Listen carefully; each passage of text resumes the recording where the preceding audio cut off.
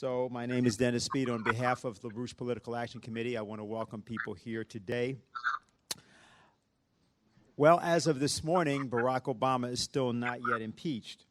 I think that's important because the events that people have been made aware of over the past 48 hours underscore the necessity of what it is that we have discussed here for many, many weeks. But we aren't only discussing him and his impeachment. Mr. Lyndon LaRouche has made something very, very clear about the issue of Manhattan, the Manhattan Party and the Manhattan Project. And as we always do, we're going to go right to questions, but I'd just like to ask that what people would do is to think for a moment as we go into the questions, not about the last 24 or 48 hours, but think about the last 15 years of Barack Obama and George Bush Jr., Dick Cheney, and others. And in that context, think about the questions and think about what it is that's on your mind. So, Lynn, if you have an opening statement for us. Yes, we are now at a really crucial moment. We've had what happened in France this past days is extremely exemplary for us all to consider throughout the nation. Now, what happened essentially in France was the fact that there was a terror operation which was organized by people who had been trained into other parts of the Mediterranean economy. And therefore, they had suddenly moved into France around an assembly there, performance assembly, and it was intended to turn into a really vicious mass killing. What happened was a killing on the scope of less modern, because people were coming in to participate in this auditorium event. They were prevented from jamming through because there were some dignitaries who were brought into the whole area, the area where this thing had occurred, and therefore they had an insufficient part of what the forces are they were planning to bring into this auditorium. And so but what did happen was horrible. And it came from a part of the forces that moved from more distant forces into France. And the thing worked was probably 100 to 250 people, 130 people were involved in this killing as the protagonists of the killing, and that was brought under control.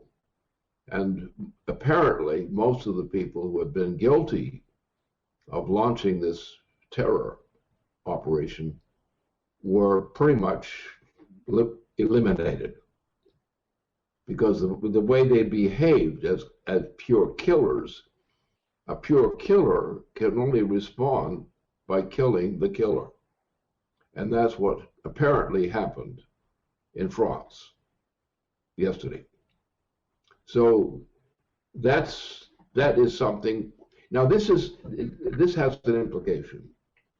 The implication is, and I'm going to be frank about this, the problem is largely British, the British Empire, and the influence of the British Empire on nations around the world, especially the transatlantic community.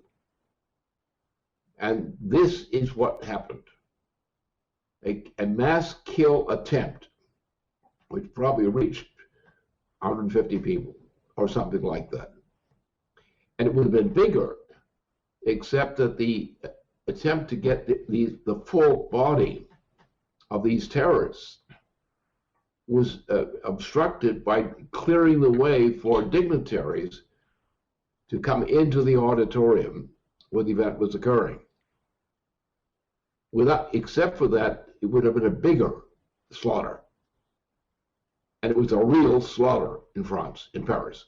A real slaughter. In an auditorium, chiefly. And the people were determined to kill and to be killed among the people who were involved. So what this is not something which is French, because the forces were organized not in France as such, but were organized in Near East areas, which is Obama territory. To be frank, that is Obama territory, British and Obama territory. So this is a very serious thing. What is positive in here is the fact that the damage was done less than the criminals intended because of an incident about the whole stadium proceeding. But it was almost total death of the people who participated directly in this action. And there was, of course, death among other people as well in the side thing. So this is something which is not unique to France. This is located in the Mediterranean region. And the likelihood is that new manifestations along this line have already been harvested to be presented there. So that's the bad news. But it also represents the problem of what Obama represents, because Obama's policy is a part of this operation, and so forth and so on. So there's much more to be said about it. The facts which I know as presently, and I know from my informants also as well, who've been checking with some of the U.S. national sources, it's a serious matter, a very serious matter. And I have a lot of thoughts about this thing. I'm not as inclined to be as fulsome on what I do know, because there are lacunae in areas that I don't know. But I can tell you that much. This was a deployment which comes out of the eastern part of the Mediterranean. Is concentrated especially for France, that is in Paris, and concentrated on the large auditorium evidence. And the killing was less than had been intended because there had been a jam up in getting the full force of the intended killers. We're not able to enter the auditorium. And only for that reason, we had only that degree of killing. And if they had been lucky for their cause, the killing would have been greater. That is what we know so far. So this is not something that just happened in France. It was based upon the Near East area. Our terrorist aspects in the Near East, who were French-speaking or others-speaking values. And so this is one nightmare. And I can tell you that the British Empire is a part of this problem. So we should go to the first question. Lynn, hi. Can you hear me? All right. Yeah, I hear you. Okay. Hi, it's Maggie from Manhattan. And in many ways, you answered the question that I was going to ask. It's devastating, the thought of what happened there. And I know there's a tremendous Middle Eastern Muslim population in France, and I've been told by friends of mine that they're treated very badly. They're not allowed to wear their regale, the things they wear to cover, women cover their head and the like. They don't have the jobs they ought to have, and it's fertile ground for anyone who would want to step in and organize them. These people seem to be trained, organized to do a simultaneous 6 different place attack. But one of the things that surprised me I wanted to ask you about, and I have a great fear that President Obama and his apparatus and the British are somehow involved in this, perhaps through training. But one of the things I was really shocked about is there wasn't security, the sort that we have.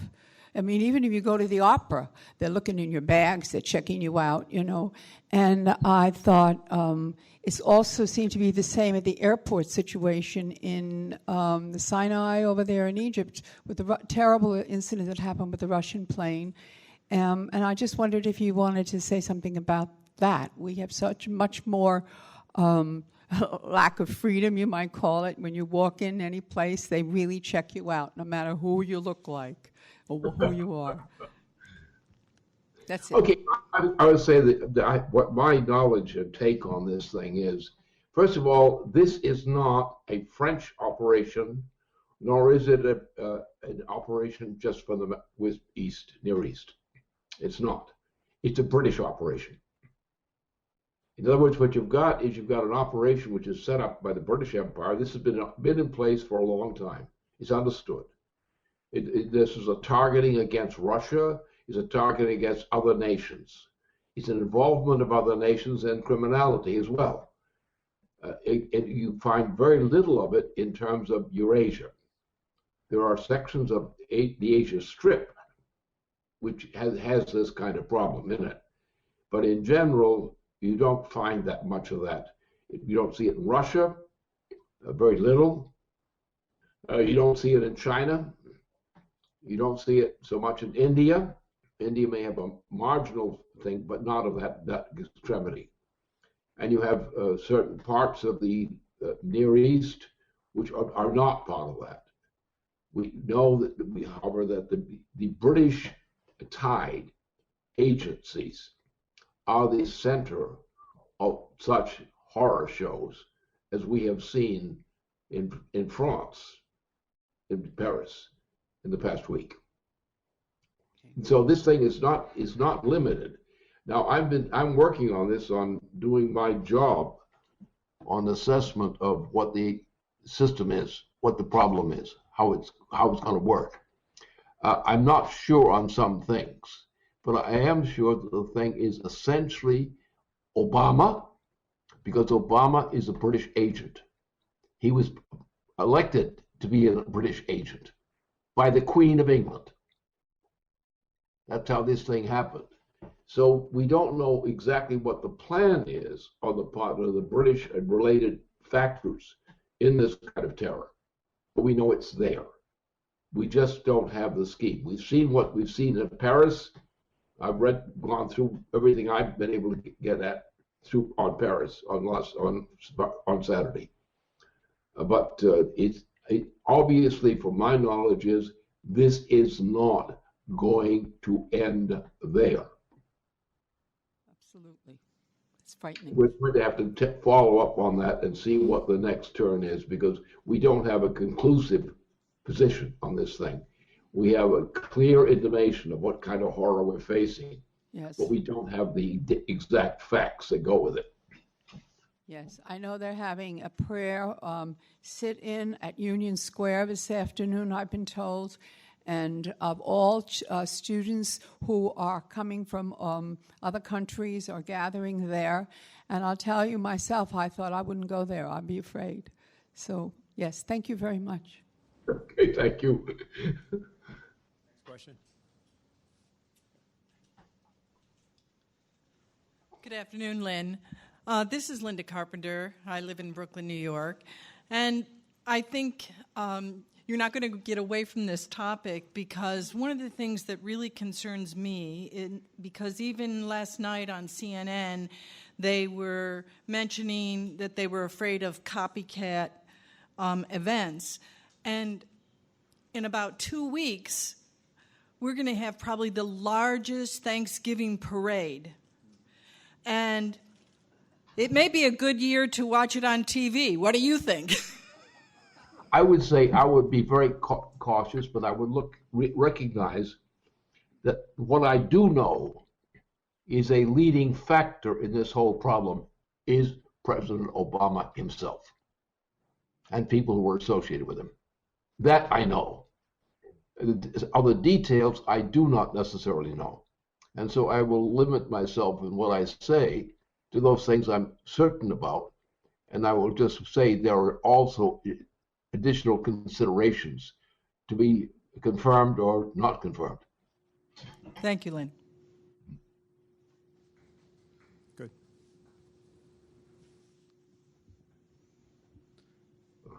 Yeah, hi, Lynn. This is Daniel. Yes, I know. Good thing that's working. I wanted to a few of us had a discussion in the car this morning talking about the events of last night, and including someone here from Europe, and she expressed a real horror at the violence that is the xenophobia, what I think you termed in a recent comment a Hitler moment that is in potential in Europe, in particular in Germany, and yet I was also thinking we also discussed what happened after the January attacks, which, when you reflect on it, you made a major point about the response of the French people, that they unified and they came out into the streets by the millions. So I just wanted to sort of recall that in the discussion today as we embark upon the unification of the United States, and see what your thoughts are about where we are today relative to what happened in January. Well, I think first thing you can draw attention to is the fact that France, the government of France, with many people in it, are pretty much solidified, in one sense, by the horror that they experienced and the hatred of the horror that they experienced. Now, beyond that, there are limitations to what I could draw conclusions to. But I would say what has happened is that the British system, that is the real hardcore British system, which is the author of all of this stuff, everything that comes out of the Near East is British. Everything that's mad and murderous is British. And Obama is British. That is he was brought into the presidency of the United States by a woman from Britain who was his sponsor in becoming a president. And all of the evils that have occurred in consistency with that woman from Britain who was the mistress of the organization of Obama.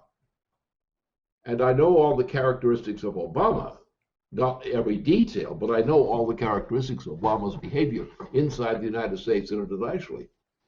And I would say the first thing I want to get done is to have Obama thrown out of his office. Because unless we do that, I wouldn't give a dime's drop for a single American citizen. Thank you. Good.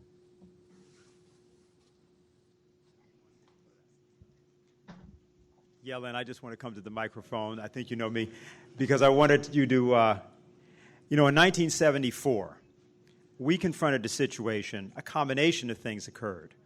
There was the oil crisis, oil hoax. There was the attempt to kill you. There were many different things that happened. And at that time in the organization, we had to evolve a conception of what was going on. And I certainly know I didn't have a clue what was happening. You were able to evolve through a series of successive hypotheses, a completely different picture of what the hell was happening than any of us had any idea of. Now, right now, what's happening in part is that people are being assaulted by all sorts of things. There's this candidate and that candidate, and all sorts of absurd statements are being made. And the only thing I would like to ask you is, how should people avoid getting sucked into nonsensical reactions, knee-jerk responses, etc., in this circumstance? I could give you a short answer, but with a capital answer, shall we say. The problems of the United States, as of today, were introduced by Bertrand Russell at the beginning of the 20th century.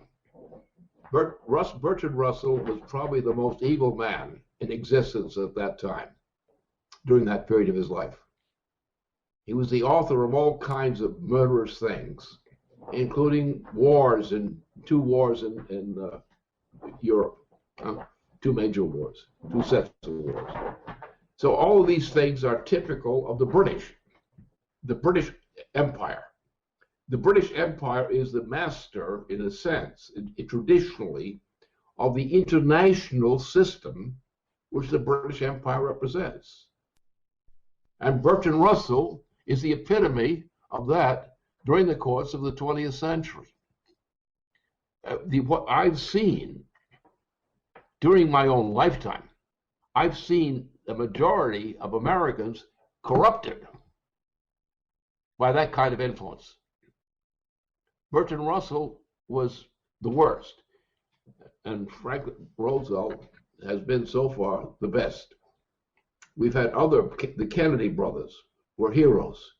Others were heroes in wars. But the majority, the dominating factor has been satanic people. And this came out of President Franklin Roosevelt. When he was pushed out of office, went to hell. The United States went to hell. We had a division among the people of the United States who would come out of World War II. And some people were given privileges, and they get kissed, you could imagine what. And the others were told they were lower caste. And most of the citizens of the United States in my generation were lower caste and treated as lower caste. They lost their privileges. Those who had privileges, who became the privileged section of the United States population by and large, in all kinds of authoritative positions, were actually cheats and deceiving people. Our organization was corrupted. Our society was corrupted. The United States was corrupted by this process. And we never got it back. We never got that back. And I would say the issue now is it's time to take it back and to go back to what Franklin Roosevelt had intended when he was still actively president. Thank you. That's the solution, and that's the general nature of the problem. Hi, Lynn, can you hear me? Am I coming through? I hear you, and I see you also. Better still. Okay, yeah, Alvin from New York. I want to talk about, the terrorism, but now let's go to South America. I want to talk about dope and music. In the late 60s, early 70s, this counterculture really started to take off.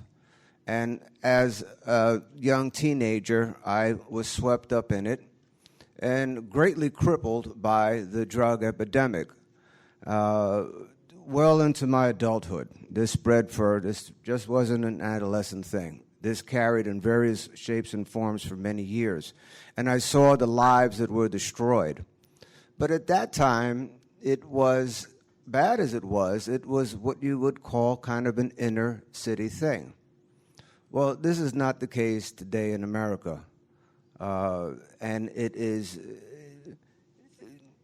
shocking to see the effects of prescription drugs and usage in places like Vermont and so on. It's on the rise. Now, recently, there's already things posted on the site about the awful alliance, the evil alliance of Santos, Blair, Obama, and of course FARC. So we are talking about terrorism now coming out of South America and apparently getting ready now to get a lot of cheap cocaine coming in to the United States. The other thing is that in my line of work, I question people that are not of a so-called lower income bracket, but when you go through questions to see what their situation is in terms of medication, many of these people are medicated, taking multiple medications. Now, I've never met a brave drug user. They're all cowards. It's essential. You can't think, you just react. And I mean, you've been talking about this, but I mean, the size and scope of what America's dealing with now, the American population, I don't think people really, truly understand or appreciate that. And this, of course, is where the only thing that I can think of that might save them is beautiful music, where you can then locate something. Because even the treatment for so-called drug abusers is that they're less than human. So there's something lacking in that as well. There's nothing inside them that they can locate. That's where the Schiller Institute was very helpful for me to I think I can walk around now. I'm no longer a cripple. And we need to do this more and escalate it, as you keep emphasizing, and as I think Diane and many others are doing. So I wanted to put that on the table and hear what you had to say. Yeah, I probably better deliver to you what I do know about this problem in general. First of all, what we're concentrating on, what I concentrate on, and what my immediate associates deal with, is we have productive people who have a population as working people with productive skills, with productive implications. Now, what's happened under the Obama administration in particular, there has been a destruction in the abilities and cultures of people in these categories. Now, what's happened is that they have been downshifted in terms of their qualifications. They no longer have the more highly skilled abilities that they had once had. And therefore, they are depressed in that degree, in that aspect. But what happened is, because they're lowered in the status, in their employment status, what happens is that they begin to get drawn into drug habits. Now, the reason they get into the drug habits is because they're exposed in their family conditions, in their working conditions, and so forth. They're being devalued. And what they're doing is they're killing themselves. They're taking all kinds of means by which they could accelerate death. Now, this is occurring in a certain part of the population. It's a very special part. And this is part that coincides with the Obama administration and things like that. So there has been a devaluation of the value of the productive people who have been downgraded into lower status of functioning. And then they find out that they are tempted to go into drug because of demoralization. And there's a very specific area of age groups which are accelerating their death rates in the population. And therefore, what's happened is, I would say that what has happened with Bush and with Obama, because all of these diseases, all these problems came into existence only during the period of Bush and Obama. And that's about the way I see it. And so therefore, there is a major problem. It's international. The problem of the drug usage is wide. It's to South America, all kinds of problems there, of other problems in the world. But this thing detracts your attention because it's specific to a certain life period, a span of life, which is counter indicative, except for the fact of the devaluation of labor, of productive labor. So people who used to be skilled people are now downgraded. They're downgraded in incomes because that's what Obama does to it. And therefore they become more victimized. But the thing that attracted my attention is the fact that there's a very specific range of middle-aged life, which is the greatest concentration of this kind of death pattern. So it's a real problem that has to be addressed. And I think the only way to get rid of it, we could get rid of it, that drug habits have been induced as a result of this thing. They don't take the expensive drugs. They can't afford them. They take the cheap drugs, which will kill them faster. And that's what I have knowledge as being a problem that I've been dealing with. Thanks. Yeah, go ahead. Check the video audio. Make sure it's functional. Hi, Lynn. Make sure it's. Can you hear me? I hear you. All right, Hi. fine. Hi, it's Alan. How you doing? Speak directly into it because we were having telephone. Right.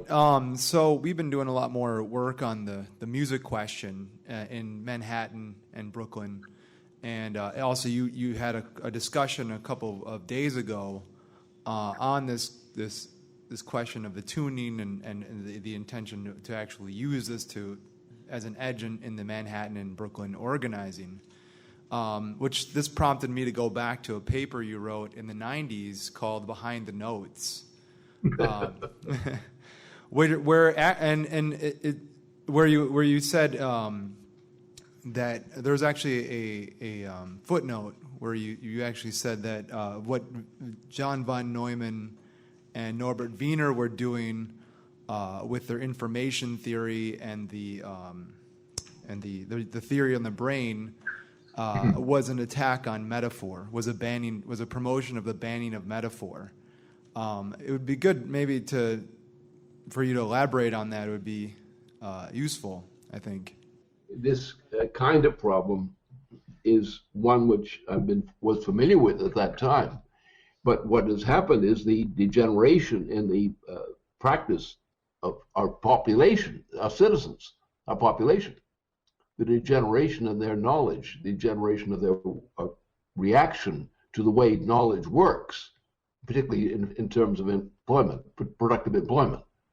And you see this way where the deaths of people are incurred in this particular intergroup, middle-aged group, and they simply are dying off prematurely because of the effects, the social effects on them, and the fact that they're pushed into drug use and using the most worst kind of drugs, the cheap drugs, and they are killing themselves by demoralization. And so that's the simple way of putting it. That's the simple fact of the matter. There's a larger picture of the whole thing, but that's the fact of the matter. What I was dealing with years ago was something that was happening then, but now I'm seeing in this time interval, at this age, my age at this time, I'm seeing reflections of what the effect was, and I've taken note of it. You're saying that the effects of the banning of metaphor from this information theory stuff? Well, it's a correlative. It's not direct. It's a correlative. People have lost their connection with their creative powers. You're talking about people who are practical people, or practical working people. And if you take away their operations and their opportunities for meaningful labor at a certain period of their lifetime, you are essentially laying down the groundwork to drive them up into death, because they no longer have the pleasure and satisfaction of their profession. In other words, they're downgraded in terms of what their work was, and they find themselves completely, deprived of access to the kind of work they were accustomed to doing. So you got a whole part of the working class faction of the United States now, and a whole category is being wiped out. Not all suddenly, but you see this pattern. You see that the records, the facts, are showing that a certain part of the labor force, which had been skilled or quasi-skilled, lost the ability to maintain that kind of practice and had gone into the use of drugs, the drugs they could afford to beg with or play with, and they were destroying themselves. And that is a major problem inside the United States today among people who used to be skilled working people.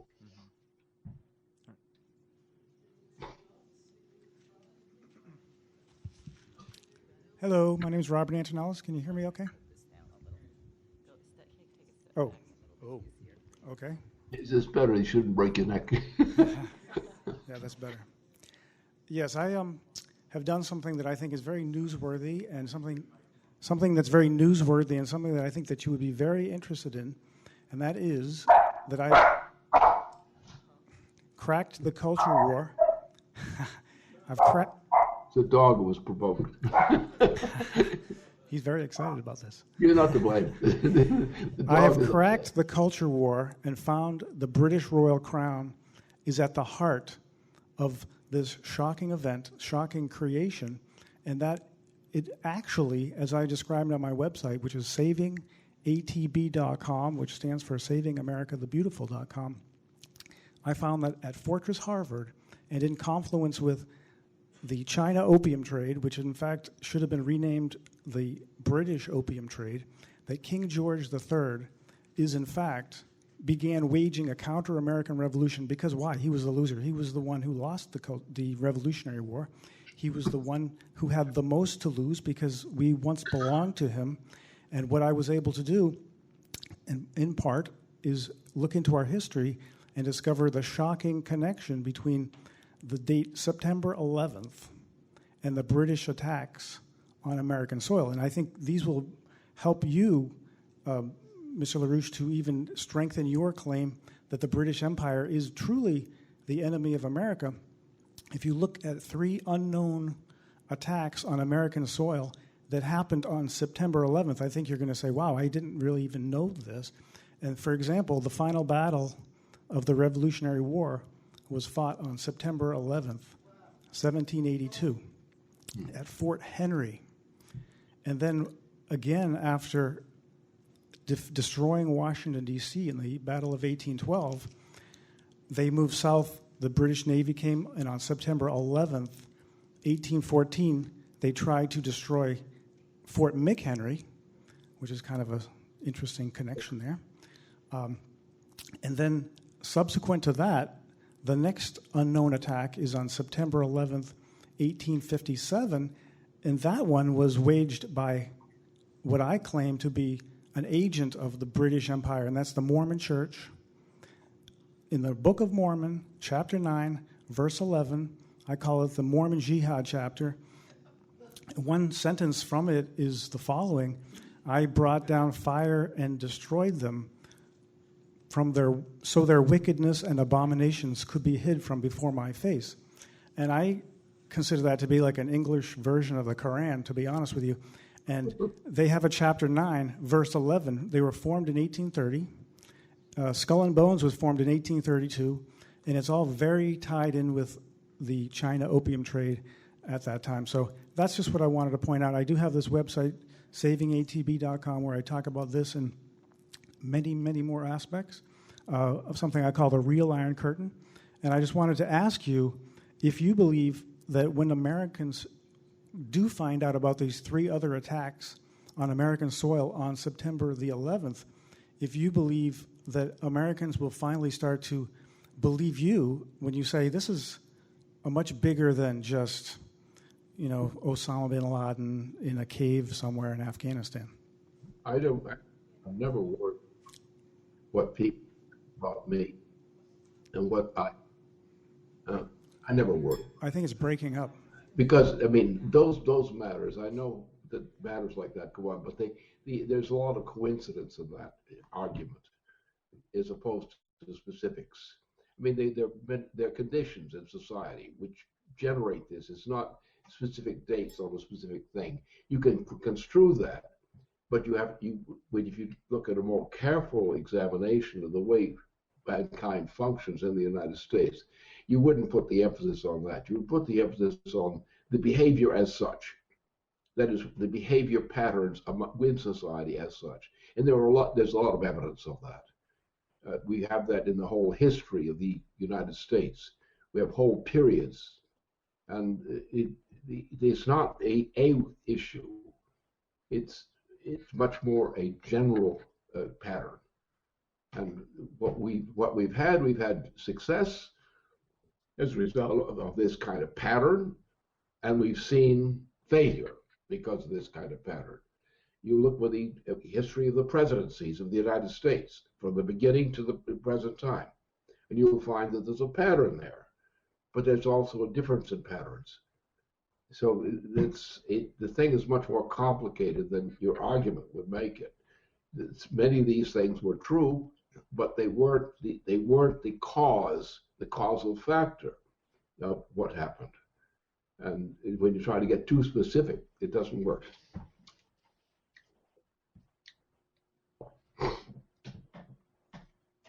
Yeah, Lynn, this is Matt Geis. Myself, and you can hear me, right? I remember you, You've seen me before. Bruce Todd and I went into the wilds of New Jersey, into Newark, New Jersey on Wednesday, which was not only Veterans Day It was the day in which the architects and engineers for 9/11 Truth had their first forum for a major educational institution in New Jersey. At the New Jersey Institute of Technology, they had a group of, they had two engineers primarily laying out the facts on Tower 7. You know, there was Tower 1 and 2 on 9/11, and then there was Tower 7, which just sort of crumbled, disintegrated at a certain point later in the day. And they went through very detailed. I won't try and replicate anything, but this was an audience of about 200, 250, primarily students. A number of people who've been associated with 9/11 Truth previously in other organizations, related or not, came to this. But then also an awful lot of students came to this forum.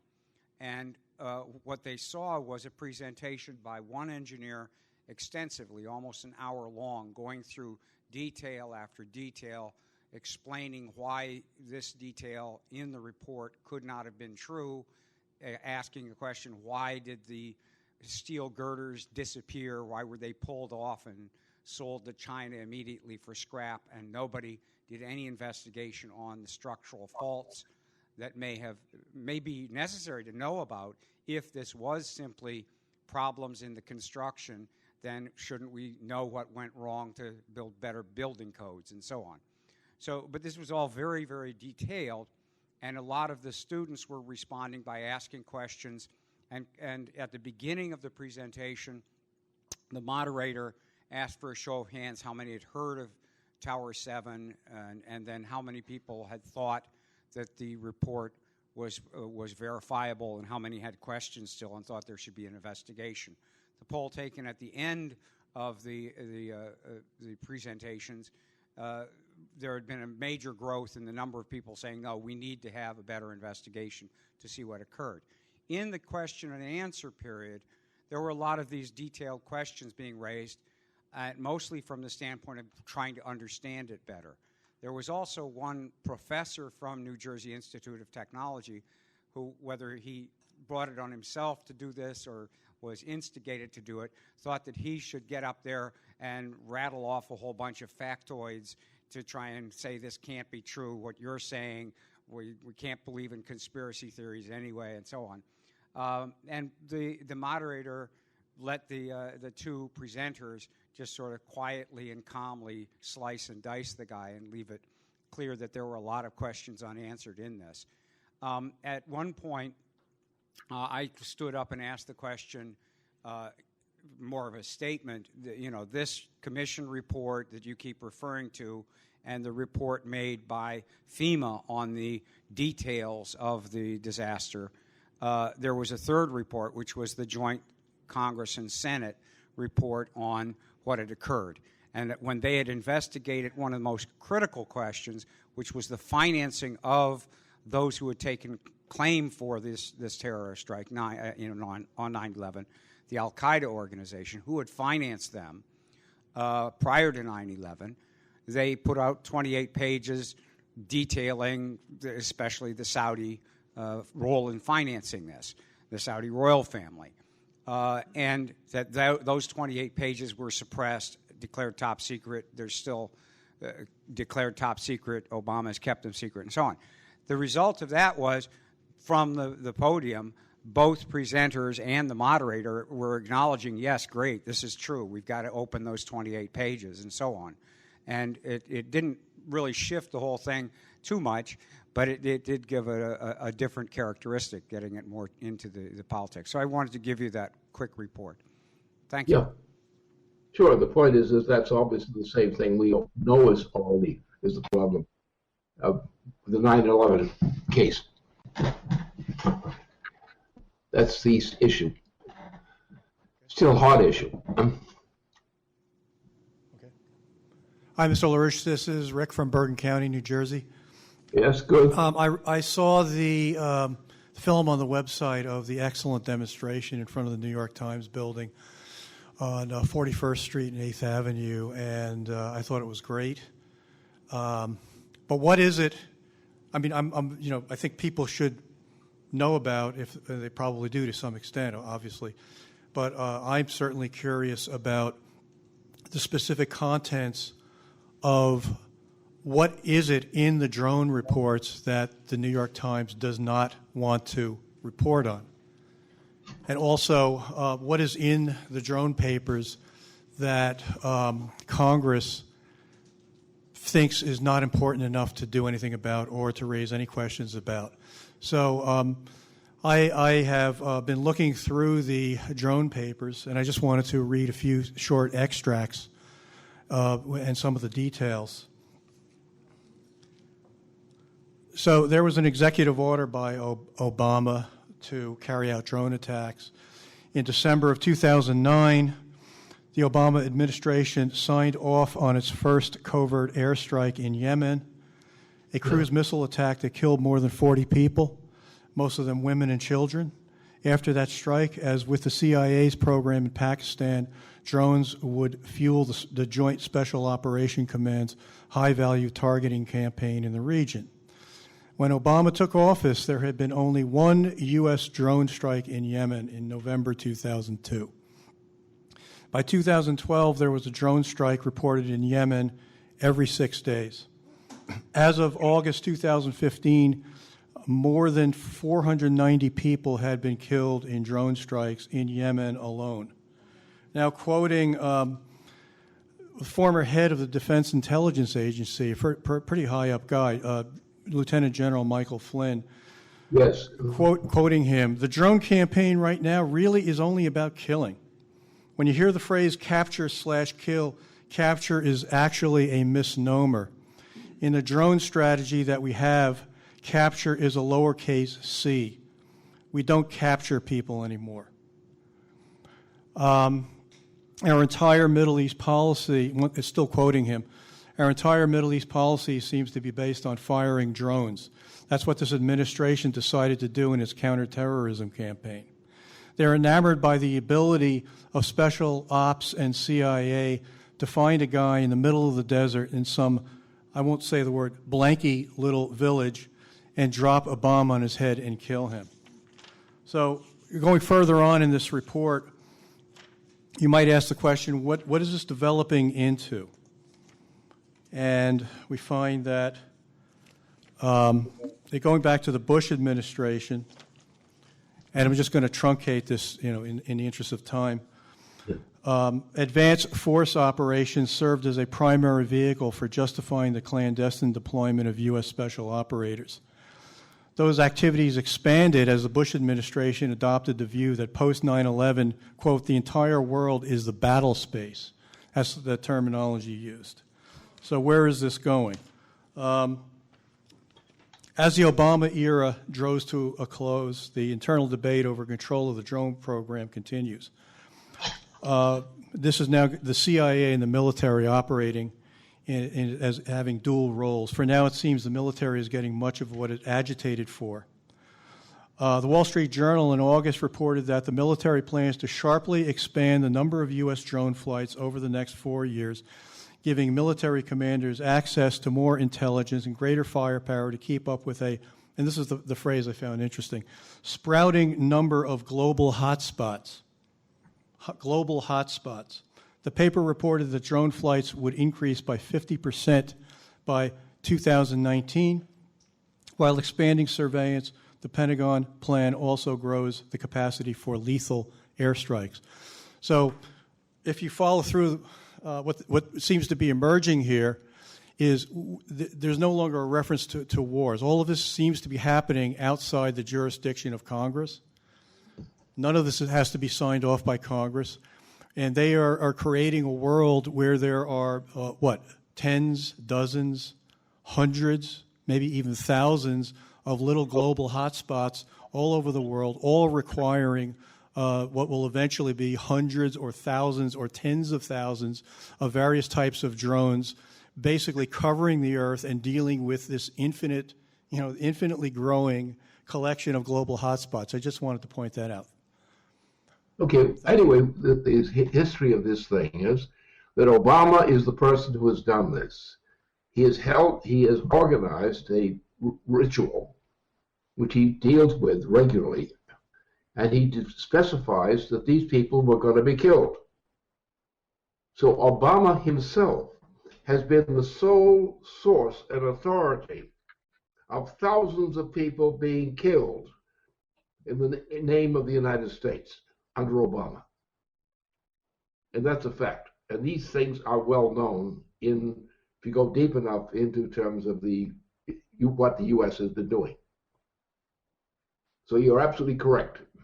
And I would just make the emphasis stronger, because it is stronger.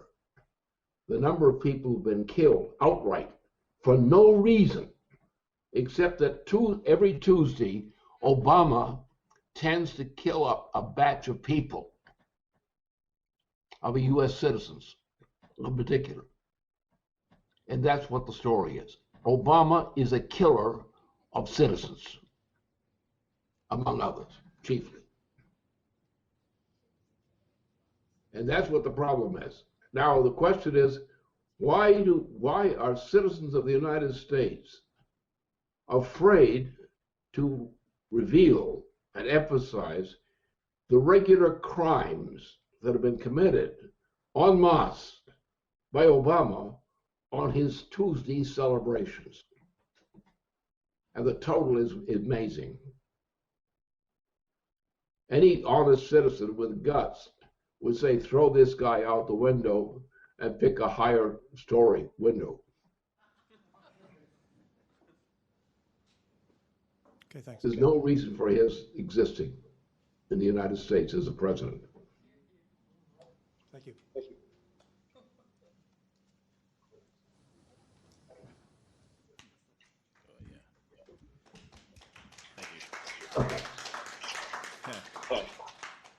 Good afternoon, Mr. LaRouche.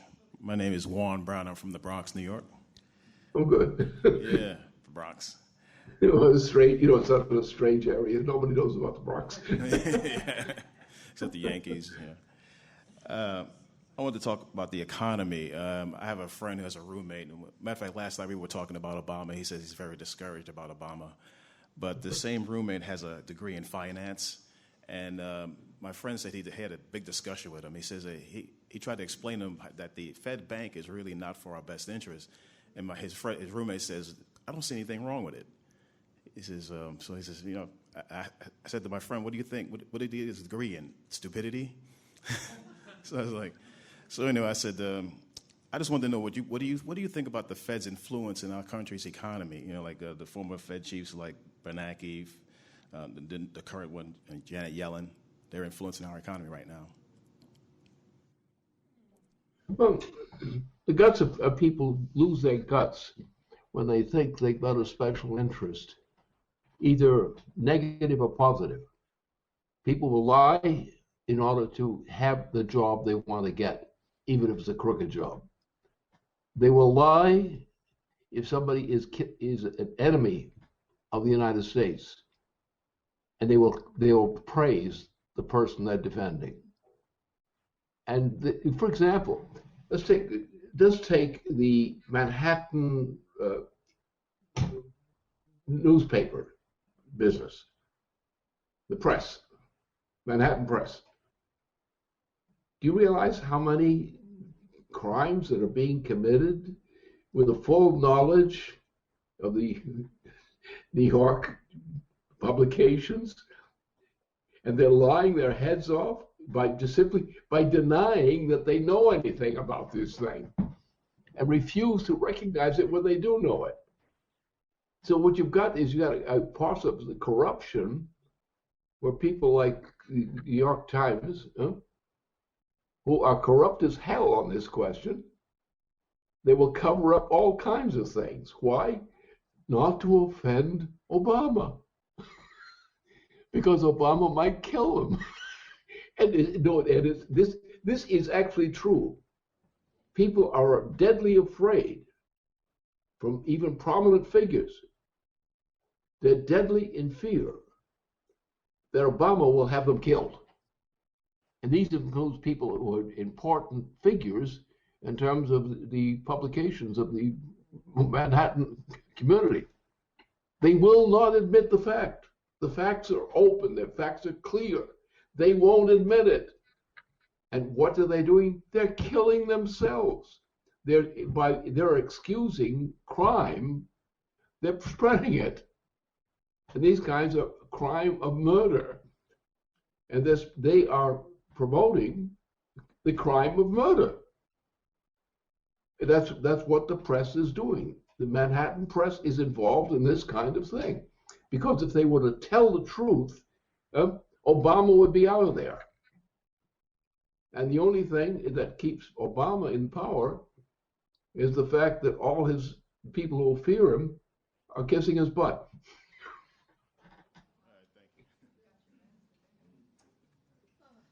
Can you address the mic first? Oh, young man. Hi, Mr. LaRouche. This is Eugene from the Bronx, New York. Yes. Okay. I'd like to ask you, how can the world get rid of ISIS and all the other terrorist organizations for good, so they should never come back anymore? If we could get rid of the British Empire and get Obama out of office, would we be rid of them for good, or would there always be terrorist organizations arising even after that? That is my question. Well, even at my old age, and you know I have an old age, you're a young person compared to me.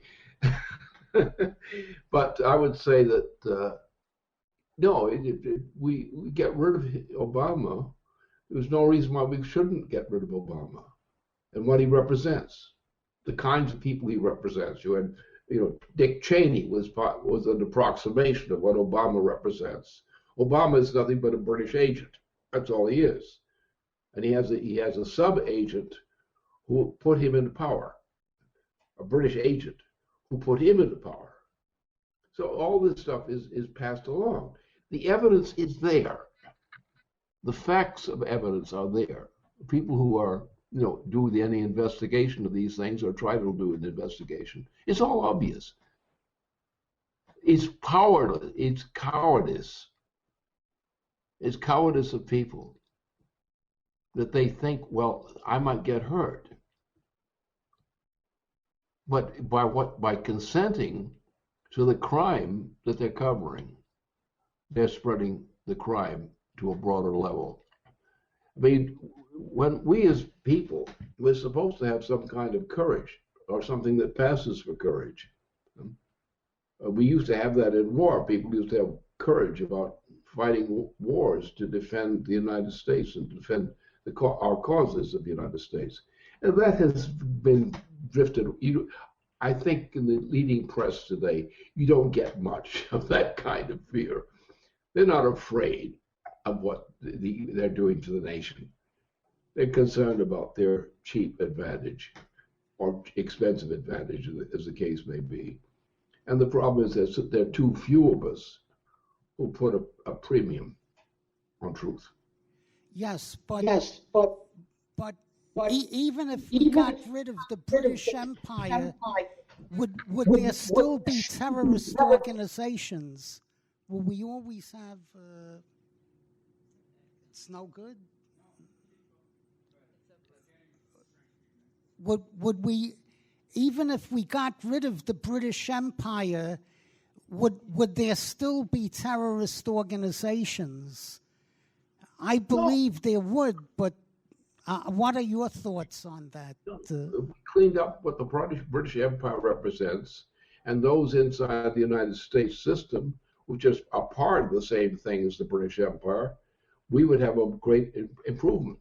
The problem is our people, as you know, from the relatively senior citizen, you know what the facts are. You know that if the people were able to assemble and express an opinion about what is good and what is bad, you would find that people would come to the fore and would specify what they really mean by that.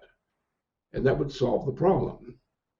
But if the citizen will not defend themselves, will not defend the United States, how are we going to defend the citizen?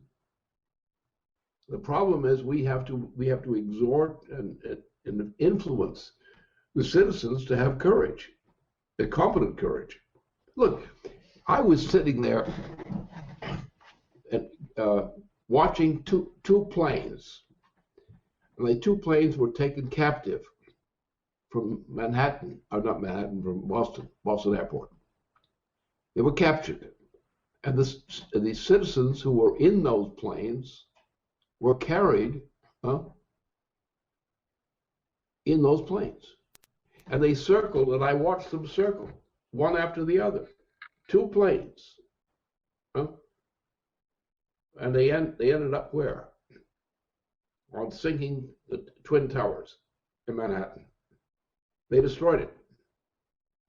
They killed a tremendous number of people.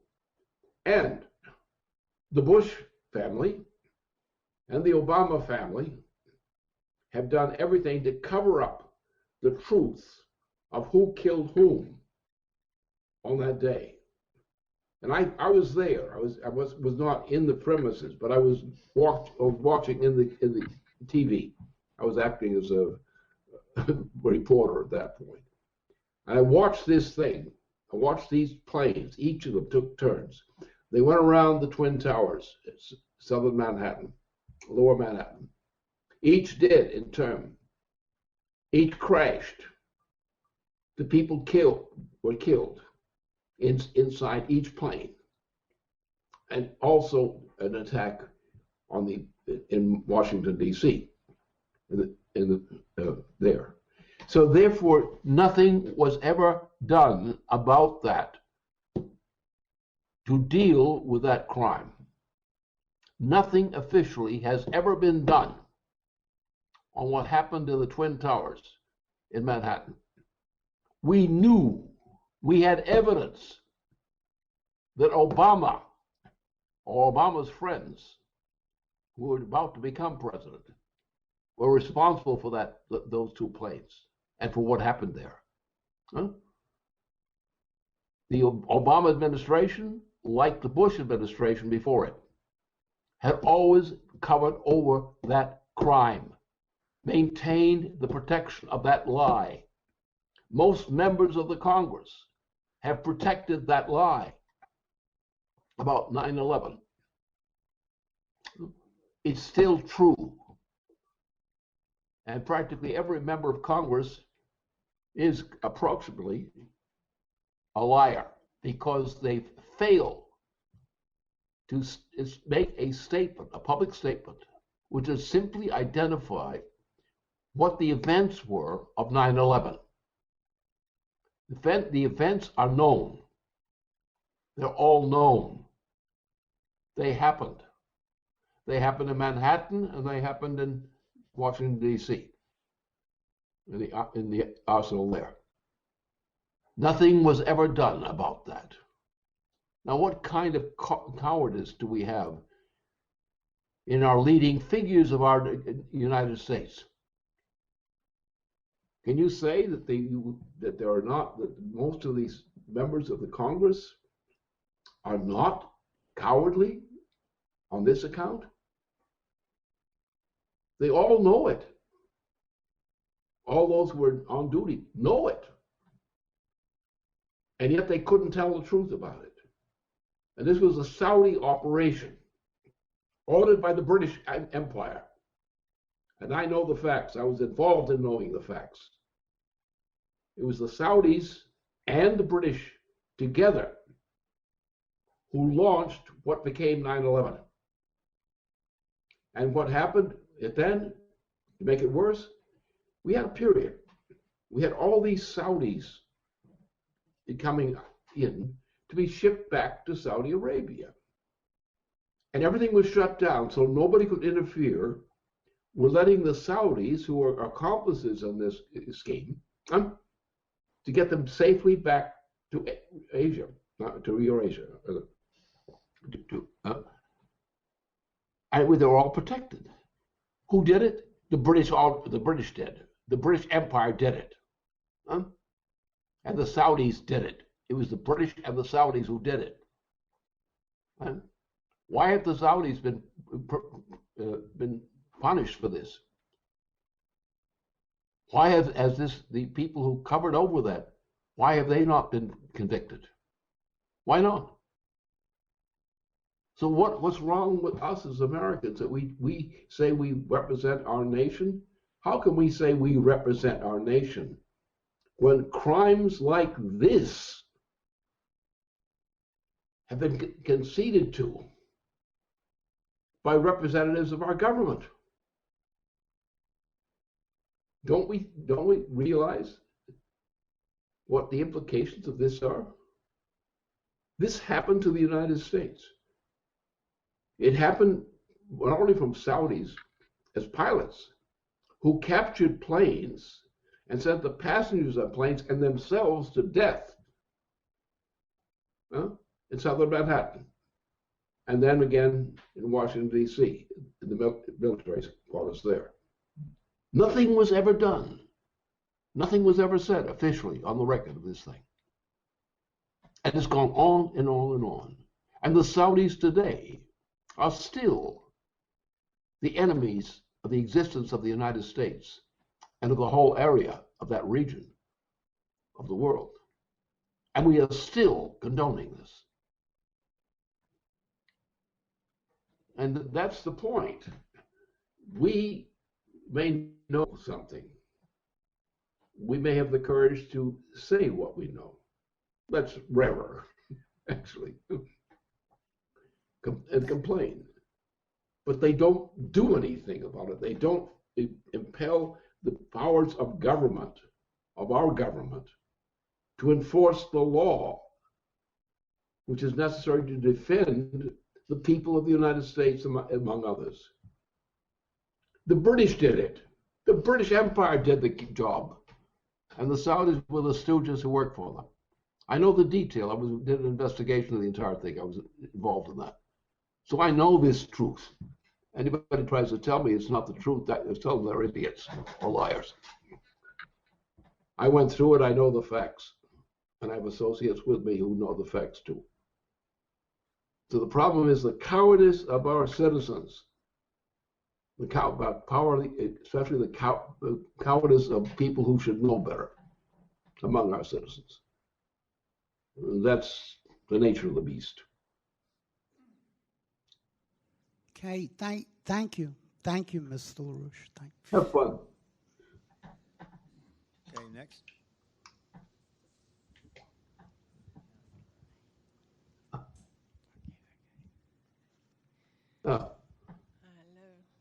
Hello, teacher.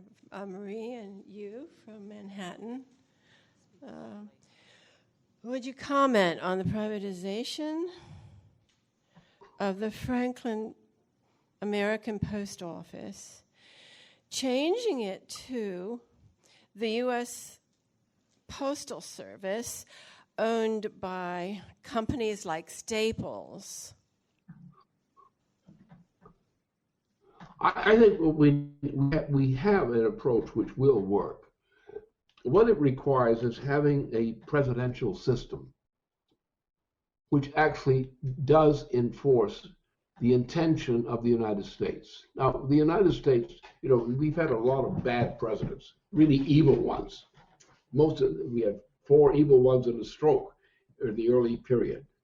We had all kinds of traitors who were actually leaders in the United States. But in this whole gamut of experience, there always have been leaders in the United States up till now, until recently, who would stand up and raise the voice as needed to bring the American people more generally into the recognition of their obligation to defend themselves and defend what they represent.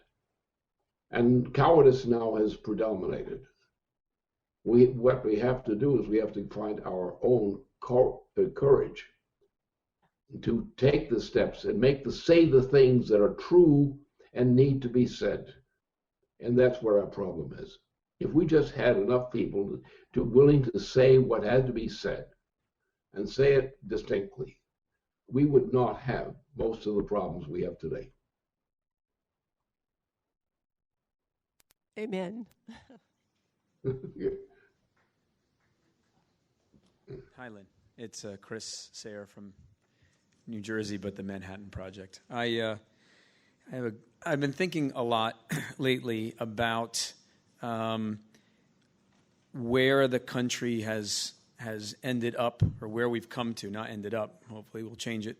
But that you're 93, and you're who you are, so that you know where we were before, and you say, shut down Wall Street, get rid of it, and I wholeheartedly agree, but people will say, no, you need it. And I was thinking back to my childhood. My father worked at General Motors for 30 years. It was not perfect, but it was pretty normal. You know, we had a pretty normal situation. My mom was a nurse. When the plant shut down and was shipped out, right around the time I joined, 1987, almost 30 years ago, my dad got an early retirement, but he basically went nuts. Just the thought of the lack of the productive capacity of the country, but also that he was no longer doing anything productive. So I was thinking about this because everything that took over between now and then was just one layer of financial crap after the next. And people became more and more, a portion of the population became more and more involved in this financial crap and surviving on this financial crap, or the people who weren't involved with it getting poorer and poorer and poorer, less jobs that are less stable, jobs that are no health care, no stability, you can't raise a family with it. You don't know what's going to happen to you. And this happened over the last 30 years, and you, of course, warned about it when I joined. And that was one of the reasons why I joined you in this movement, was because I could see you were absolutely right where we were headed. My father owned stock only in GM. He didn't play in the market. He had stock in the company that he loved and worked with, for example. I'm sure a lot of people were like that. So one thing I was just thinking, though, is because when FDR came in, my question to you is, because the 1920s was probably similar to this kind of insanity that we have right now, but there must have been a period, the Glass-Steagall period, say from FDR coming in until about the takedown of it, and when Greenspan, these clowns came in, that people didn't think about the stock market, and there was what Roosevelt did was created the alternative to that, which was actually the RFC, but also just this idea of credit for productive activity and an emphasis on production. So I've just been thinking about that a lot lately, and how we got to this disastrous situation. And was that the case in the 30s? And even if people weren't conscious of it, was there a sense that that was normal, and what we have right now is just completely insane, but people are so used to it, they don't even notice? Well, you say 1932, 33, with Franklin Roosevelt, there was a complete awareness of this up until the time that he died. Roosevelt died. And in the process of his death, he was being stripped of his authority by the Republican Party. And the Republican Party was a bunch of crooks, frankly. And I know that. I had experience with this whole business. So then we had a few presidents. We had a few leaders of the military, Eisenhower, for example. And they represented stalwarts. We had the Kennedys were stalwarts in terms of that. One made the president, then got killed. The second one just got killed on the eve of his being elected or being designated as president. I dealt with Ronald Reagan. I served under him. I had served under him. In fact, in two decades of this sort of thing, in one decade in particular, and I was put on the list of the organizing the Reagan administration, and I actually led the thing for the president, and made my contribution. Then he picked up and was running free on this thing. So since that time, once the Bush family got into the presidency, and that was the end. Yeah, at that point, I was playing a key role, and then I was knocked out of a position by being put in prison. The way they got rid of me was they could put me in prison. A complete fraud. And the organization which I've been leading was also damaged very heavily, and has not been the same ever since I was put into prison. That's been the case. And this is exactly what the United States is today. We have never recovered from the Bush family effect. Never. And it just got worse and worse and worse. And the members of the organization of the United States gave worse and worse. Not all, but the trend is downward, backward, cowardice, fear, incompetence. And if we want to get back to the future of the United States, the living future of the United States, you're going to have to get rid of that legacy of Bush and Cheney and Obama. Thank you. Thank you very much.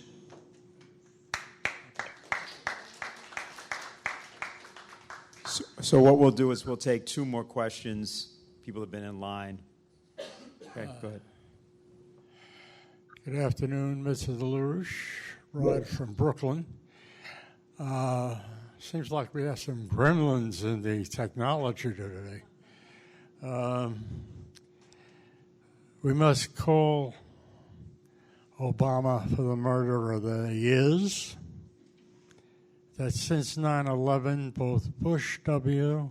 and Obama have used 9/11 to make this country into a police state, in addition to making the nation into a nation of murderers with a failed foreign policy.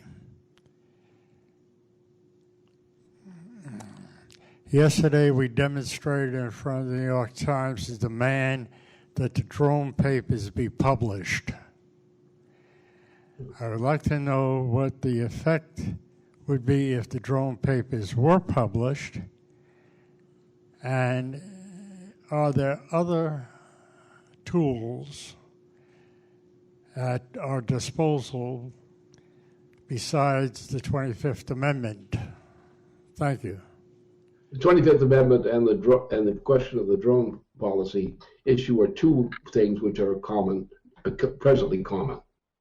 And those issues are the issues for throwing this president out of office right now, today, if not tomorrow. Thank you. Noah.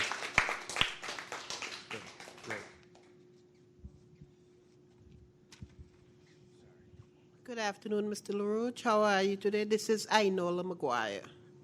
Well, okay, I've been listening to what you have been saying about governments and, people working in different administrations. But I think this trend in America started during the OPEC oil problem in the 70s. And this is one of the reasons why I think people in the Middle East have gotten too much control over the world, because they got oil money and they did not know what to do with themselves. So, they took advantage of the opportunity. And one other thing, I think a lot of people in jobs, they're thinking about their mortgages, their car payments, and whatever. They're not there to do the right thing. They're just there to cover up. And I've experienced things like that where people wanted you to give in to, and I said, listen, I do not really bow down to people. I only have one boss, and he is God. So I've had my moments of, situation where people try to do me in, but I did them in. Yeah, so I like to stay strong because I believe in God. I always say pharaohs came and left. Mark Antony came and left, so who are you? So it is just a matter of time for some people to get what they deserve. This is, all I have to say. So what do you think now? Well, I think very clearly that we have a destiny in the United States and in the world as a large through what we represent in the United States. And we don't have any efficient, at this time, under Obama and among Cheney and Bush and so forth, we've had no representation of ourselves in our nation. Everything has been a fake. The fakers have controlled the nation. We have to get that nation back. We have to bring it back. That will solve the problem. But the problem lies in this, and it's one thing I presently repeat occasionally, is that mankind is not defined by death of people, because mankind has a quality of immortality, which is unique to mankind itself.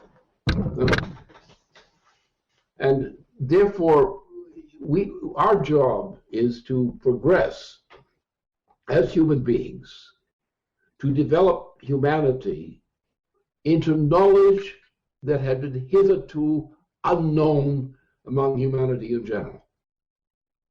That's the meaning of humanity. You can't say, there's people died, or that was over, and so forth. No, it never died.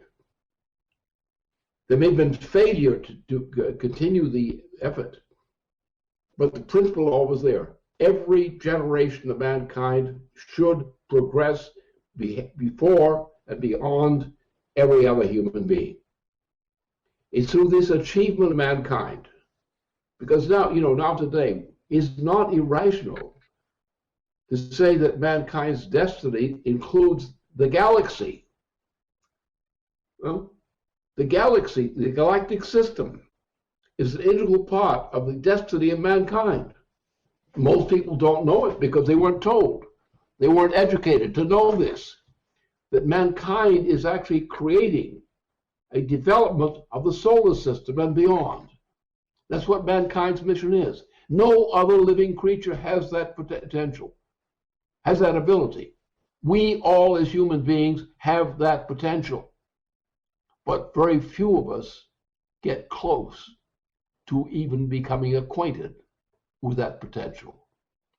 Our mission in life as human beings is not to worry about death as such, but to worry about what the future can bring for the next generation of human beings, and thus to create in mankind a force which can improve the nearby universe and beyond.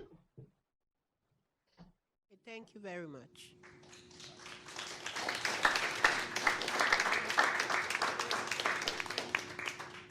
Okay, Lynn, so we're once again at the conclusion of a fits and starts version of the Manhattan Project today, but I think we did all right.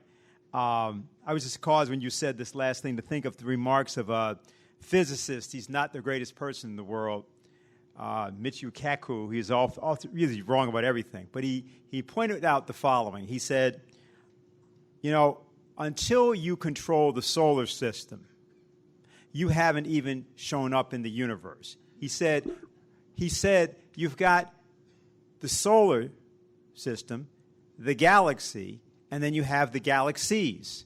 He said these are the three levels at which mankind, or any species like mankind, has to operate. We're the only species like this. So his point is that we haven't even shown up in history yet. I often, because you always talk about these things, and often people are quizzical, but I just wanted to interject that. If you have anything you'd like to say to your assembled army today at the conclusion, we'd be happy to hear whatever you'd like to tell us. I think right now what's bothering me is the fact that we got some interference with our proceeding with this discussion today. I wish we didn't have those kinds of interruptions so that people would not be distracted by those interruptions. I think even some of our people are going to sleep on that basis of that. They got tired of being interrupted. Yeah, we'll have to determine exactly what that was all about. I think that's an interesting question, but not necessarily a pleasant one. Yes. Okay. So I guess that's it for today. Thanks a lot, and we'll see you next week, hopefully in a more seamless form. Okay? It would be nice.